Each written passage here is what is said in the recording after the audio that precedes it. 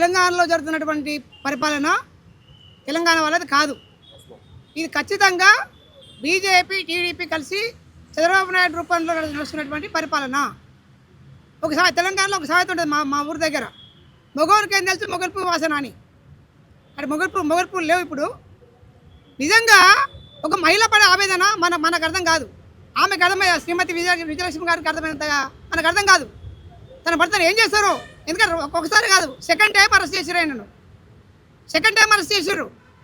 పుట్టి పుణ్యానికి పడగాల్చి మీరేసారు. ఈ పడగాల్చి మీరేసినటువంటి ఎదవలు ఎవరంటే రేవంత్ రెడ్డి, డీజీపీ, తెలంగాణ డీజీపీ రేవంత్ రెడ్డి, పవన్ కళ్యాణ్, వాడెవడు మామని చెప్పినటువంటి లపాకి గాడు, ఆయన పేరు చంద్రబాబు నాయుడు గాడు, ఆయన కొడుకు పవన్ కళ్యాణ్ గారు ఎట్లా వచ్చిండు, ఎందుకు వచ్చిండు? పవన్ కళ్యాణ్ ఎందుకు వచ్చిండు అంటే, ముందు పవన్ కళ్యాణ్ దింపిండు.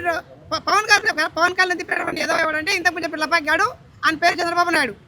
ఈయన ఏం మాట్లాడిండు? కేవీఆర్ ఎర్రి బుక్కు అన్నాడు. ఎర్రి అంటే భూతిపదం కాదు, అది పిచ్చి బుక్కు అని. పిచ్చి బుక్కు అనేది భూతిపదం ఎట్లయితుంది? లేదు, ప్రభుత్వం తింటనుకో, ప్రభుత్వంలో చంద్రబాబు నాయుడు ఒక్కట్లేడు కదా, ప్రభుత్వం ముఖ్యమంత్రి ఒక్కటే కాదు కదా ప్రభుత్వం అంటే. ప్రభుత్వంతో 50 డిపార్ట్మెంట్ నడిస్తేనే ఒక ప్రభుత్వం ఉంటుంది. అంటే మాట్లాడిన విధానంలో తప్పులేదు, కానీ కావాల్సుకొని జర్నలిస్టుల మీద కుట్రలు పెట్టి ప్రశ్నించే వాళ్ళ మీద అరెస్టులు చేస్తే ఈ పోరాటం ఆగుతుంది. మేము మళ్ళీ కౌగిలించుకోవచ్చు, మళ్ళీ మా ఆస్తులు మేము మళ్ళీ పెంచుకోవచ్చు. మావాడు వచ్చి మా శిష్యుడే వచ్చింది కదా, ముఖ్యమంత్రి అయింది కదా, కాబట్టి భీష్మ కౌగిలి అంటారు దాన్ని. భీష్మ కౌగిలి కలుసుకొని ఇంకా మిగిలిన ఆస్తులు ఉంటే, ప్రజల ఆస్తులు ఉంటే అవన్నీ తీసుకోవడానికి జరిగిన కుట్రలో భాగమే కేవీఆర్ అరెస్టు. ఆ కేవీఆర్ అరెస్టును కేవలం ఒక వ్యక్తికి మాత్రం చిత్రీకరిస్తే తప్పవుతుంది. ఒక ప్రశ్న అనే వ్యక్తి, ఆ జర్నలిస్ట్ కావచ్చు, సామాన్య ప్రజలు కూడా కావచ్చు, ప్రశ్నించకపోతే సమాజం డెవలప్ కాదు, పాలకులు మారరు. కనుక ప్రశ్నిస్తేనే ఫలితం వస్తుంది. అది రాజ్యాంగంలో ఉంది.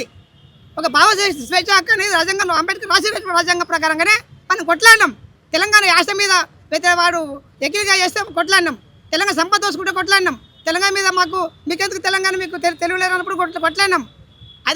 అదే ఆత్మగౌరవం పోరాటం. ఆత్మగౌరవ పోరాటంలో ఆయన జర్నలిస్ట్గా వచ్చి, జర్నలిస్టు కేవలం ఈ ప్రాంతానికి చెందిన వార్తలు చదవాడు. ఆయన మొత్తం ప్రపంచ జ్ఞానం ఉన్నటువంటి వ్యక్తి జర్నలిస్ట్ అయి ఉంటాడు.